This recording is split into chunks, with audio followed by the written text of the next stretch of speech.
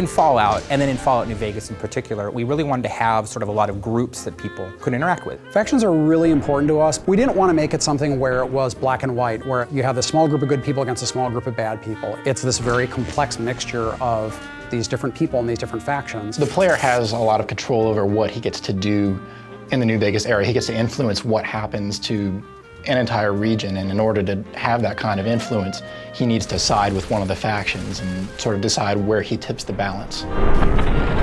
It's all about war, and that's what Fallouts have been about, is war, and so how we're really showing that is war between these factions.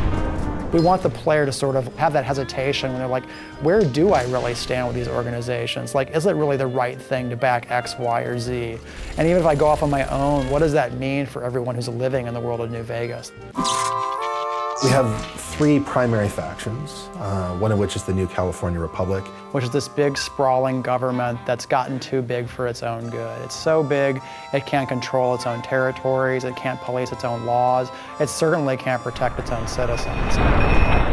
On the other hand, approaching from the east, looking to lock horns with the New California Republic, is this huge army of slavers called Caesar's Legion. Which is this terrifying war band of slaves that has come from out of the Grand Canyon area that is just conquering everything in its path. NCR and Caesar's Legion are sort of stalemated at the Colorado River and at Hoover Dam. Hoover Dam is one of our signature locations in the game, and to be honest, it's what everyone is fighting over. It's still able to provide power for part of the region, which is its big draw. Of course, Mr. House is playing into it as well, because Mr. House doesn't want NCR to win, ultimately, because he doesn't want them to take control of the Strip. But that's not going to happen, because you're going to work for me. The general idea is that we have the three major factions, Mr. House, NCR, and Caesar's Legion, but then there are all these sub-factions like the Great Khans, the Powder Gangs, the Kings, the Boomers, the Followers of the Apocalypse, and the player can go to those groups and try to shift alliances. We want the player to experience those factions. We want them to know what politics are at stake